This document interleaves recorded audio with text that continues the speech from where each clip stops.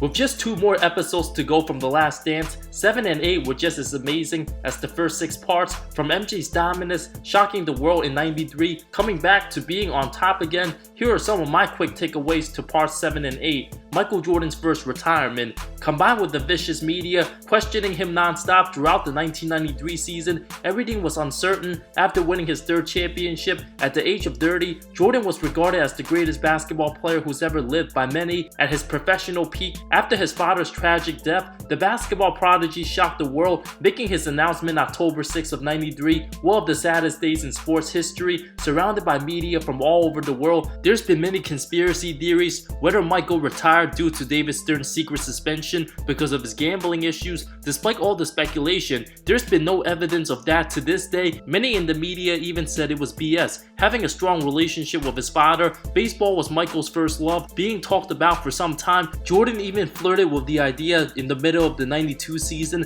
but saw motivation to capture a three-peat, a feat Magic and Bird never accomplished. Jordan said in the interview he was at peace with his decision. "I feel ready." After all the obstacles he went through with the hassle of the public eye, Jordan simply wanted to clear his mind and make his pops proud. Being mentally drained, clearing himself, and looking for another challenge since he was destroying everybody on the hardwood. There was simply no competition for MJ in the mid-90s. Getting the break he needed shocked the world because he was still young enough to play more seasons at a high level. There was always optimism he was going to return. Michael Jordan's baseball career. Just imagine the best basketball player in the world decided to step away since he was winning and dominating, decided to play a different sport in the middle of his prime. MJ did the unthinkable, becoming a rookie at 30 years old, following his childhood dreams. From the very beginning, many doubters started to question him, whether he was taking it too far, since baseball's a difficult sport, especially for somebody who didn't play since he was 17. Getting hits against professional pitchers is one of the hardest things in sports.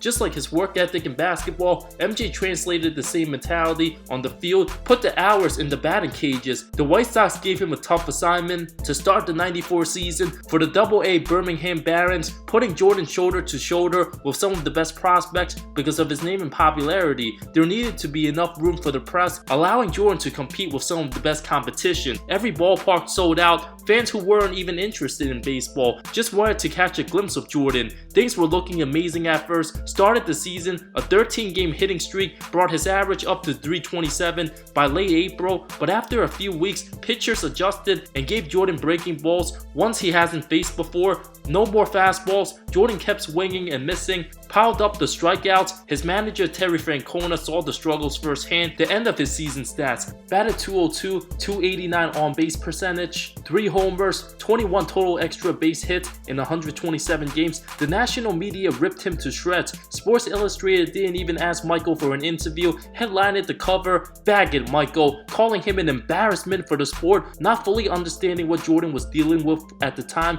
A furious MJ ignored the critics and continued to adjust his life after his dad's passing, continued to improve. Francona strongly believed Jordan could have made it to the majors with 1,500 at-bats. Bulls owner Jerry Reinsdorf believed Jordan could also end up in the majors. Nonetheless, a success for any 31-year-old switching sports and putting in the work. Oakland Athletics GM Sandy Alderson said he would sign Jordan and put him on a major league roster since he got a particular skill and an interest that would generate the ticket sales and ratings. But knowing MJ, he never believed in shortcuts and wanted to do everything from the ground up. Didn't feel like he deserved a spot at first. But if it wasn't for the White Sox offer, who knows what would have happened. During the strike, Jordan walked out the camp and said he wasn't going to return, made his NBA comeback. The Bulls without Michael Jordan. When Jordan left for baseball, Pippen was the focal point of the team at the prime of his career, 28 years old. Many tried to downgrade Jordan's greatness since the Bulls won 55 games after he left, but the team signed very good players. The first season of the highly anticipated Tony Kukoc, an immediate difference maker, signed Bill Wennington, Steve Kerr, and Pete Myers. B.J. Armstrong and Horace Grant at the prime of their careers. Horace became an all-star, averaged 15 and 11. Kerr and Myers each over 20 minutes. Phil Jackson ran the triangle to perfection, with Pippen a 6'7" point forward. Scottie finished third in the MVP voting, the All-Star Game MVP. Luke Longley came along mid-season for Stacey King, combined with good ball movement with tough defense. Chicago finished with the third best record in the East, easily knocked off the Cavs in the first round sweep, a rematch with the Knicks for the 4th year in a row. Pat Ewing and the Knicks easily won the first 2 games at the Garden, with Game 3 tied in the final 1.8 seconds. Pippen was furious when the final play wasn't drawn for him and instead went to Kukoc, who took the last shot and drained it at the buzzer. Pippen watched on the bench and immediately apologized to his teammates and coaches, refocused, drew down one of the nastiest posters in NBA history in the face of Patrick Ewing. Game 6, lost to New York in 7, a spectacular season.